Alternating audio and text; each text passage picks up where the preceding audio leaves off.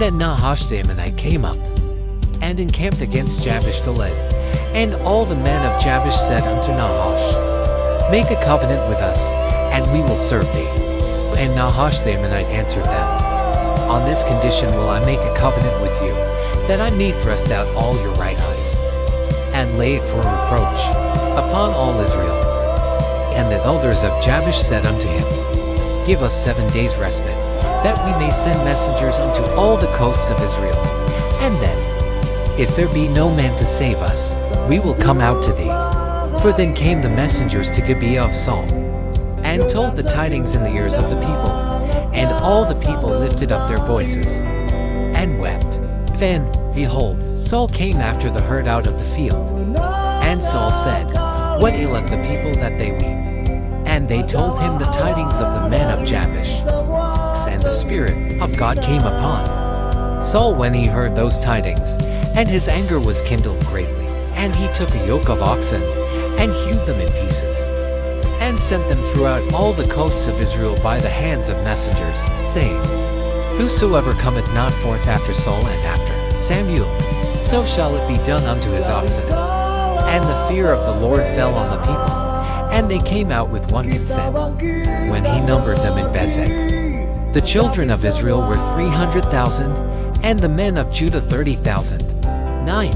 And they said unto the messengers that came, Thus shall ye say unto the men of Jabesh Gilead, Tomorrow, by that time the sun be hot, ye shall have help. And the messengers came and shewed it to the men of Jabesh, and they were glad. Therefore the men of Jabesh said, Tomorrow we will come out unto you, and ye shall do with us all that seemeth good unto you.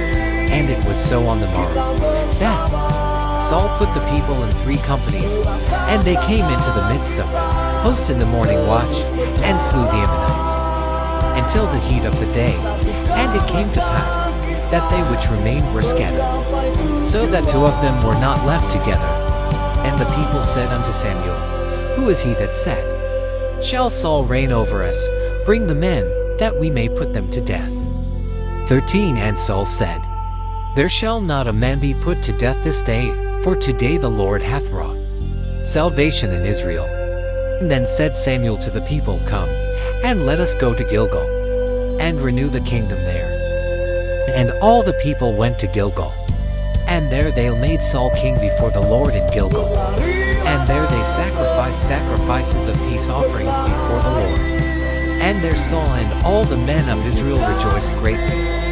The Israelites thought that there was no way that they could ever beat the Ammonites. They were so afraid of the Ammonites that they completely forgot that they served a God capable of wonders, and surrendered to the Ammonites, offering to once again be servants to another nation. When Nahash demanded that the entire nation's eyes be cut out, he did that because he wanted to bring shame and disgrace to Israel, making them look weak and incapable of fending for themselves. But because the Spirit of God was with Saul, he was able to resist the enemy, and he slew them and scattered them. Whenever the enemy tries to intimidate us or shame us, we need to resist the attempts of the enemy with all of our might. It is true that God is faithful and will deliver us out of the hand of all of our enemies, but we need to do our part and rely on Him. We serve a God who is faithful, a God that is always in control of every situation.